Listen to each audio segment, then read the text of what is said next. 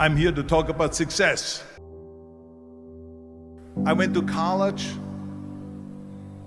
I went and worked out 5 hours a day, and I was working on construction, because in those days in bodybuilding there was no money. I didn't have the money for food supplements or anything, so I had to go to work. So I worked on construction. I went to college. I worked out in the gym, and at night from 8 o'clock at night to 12 midnight, I went to acting class 4 times a week. So I did all of that. There was not one single minute that I wasted.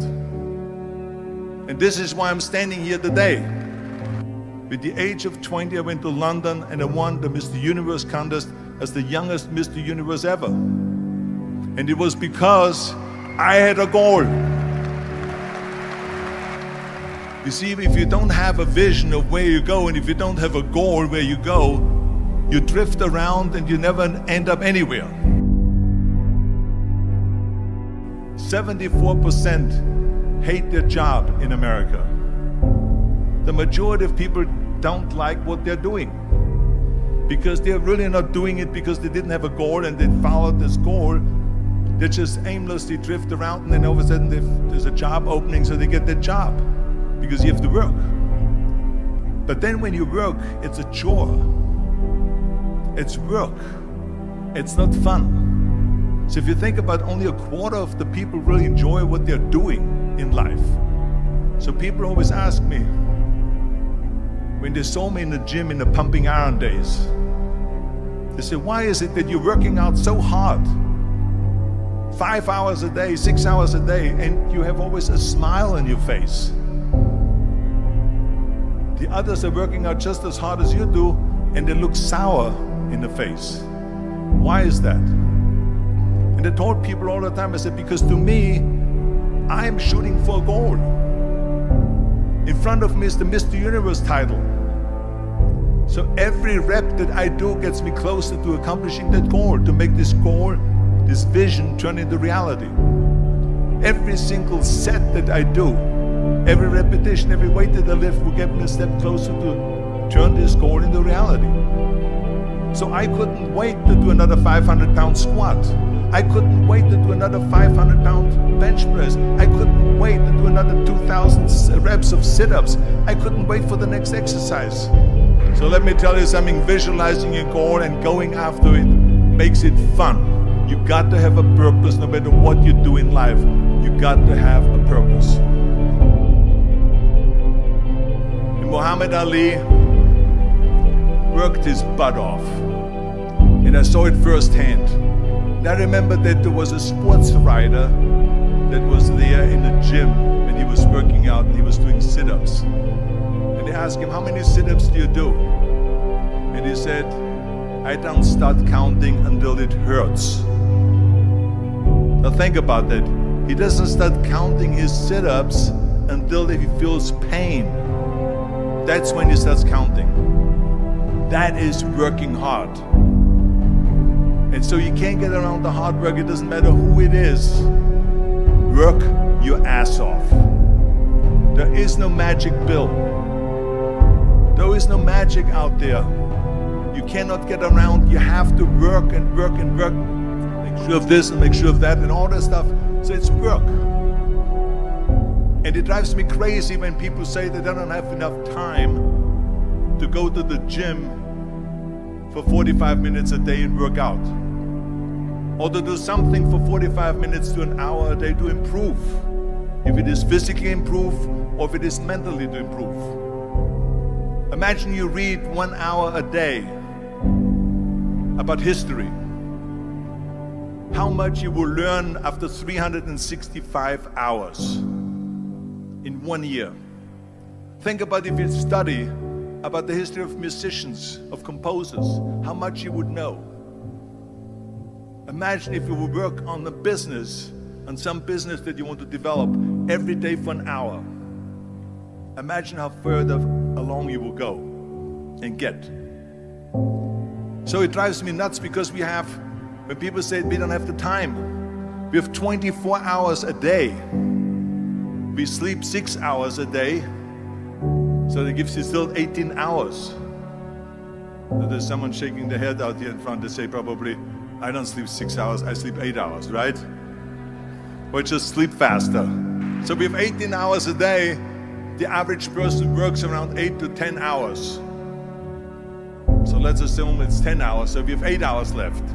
Then you travel around an hour a day, maybe 2 hours a day. So now you have still 6 hours left. So what do you do with these 6 hours? What do you do with these 6 hours? Then we eat a little bit, then we schmooze a little bit, talk a little bit to people and all that stuff. But you can see how much time there is available if you organize your day. So you got to work hard. I hate plan B. And I tell you why. Because we have so many doubters, as I've said earlier, the no-sayers. We have so many of those people that say no and you can't do it, that's impossible. That is okay because we just turn off, as I said earlier, and we listen and we hear the no being a yes. You can't do it, you can do it, and all of that. So that is possible to do that amongst all the negative people around you. But when you start doubting yourself, that's very dangerous.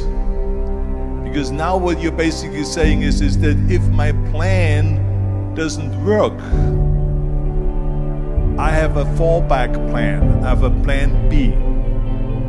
And that means that you start thinking about plan B, and every thought that you put into plan B, you're taking away now that thought and that energy from plan A.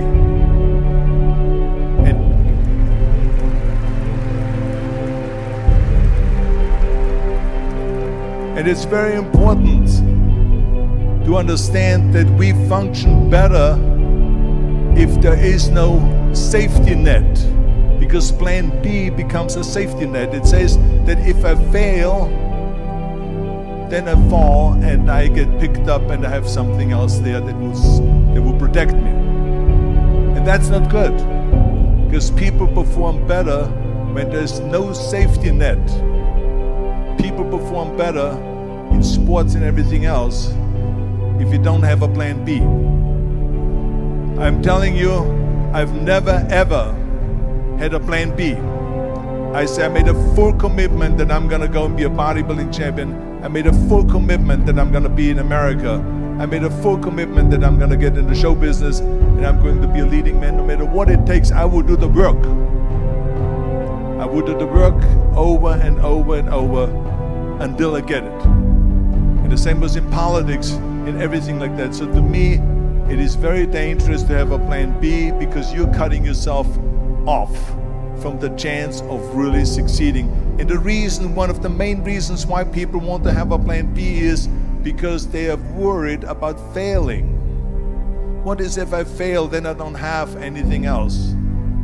Well, let me tell you something, don't be afraid of failing, because there's nothing wrong with failing. You have to fail in order to climb that ladder. There's no one that doesn't fail. Michael Jordan said in one of his interviews, when they said, "You're unbelievable, you're the greatest basketball player of all times." I mean, tell me about that. And he says, well, you're just mentioning the successes. But he says, for me to become the greatest basketball player, I missed 9,000 shots when I was playing basketball at the NBA games.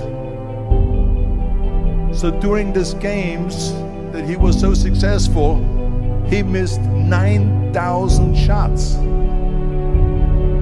Does it make him a failure? No. He's one of the greatest basketball players of all times, but he failed 9,000 times. Do you get it? We all fail. It's okay.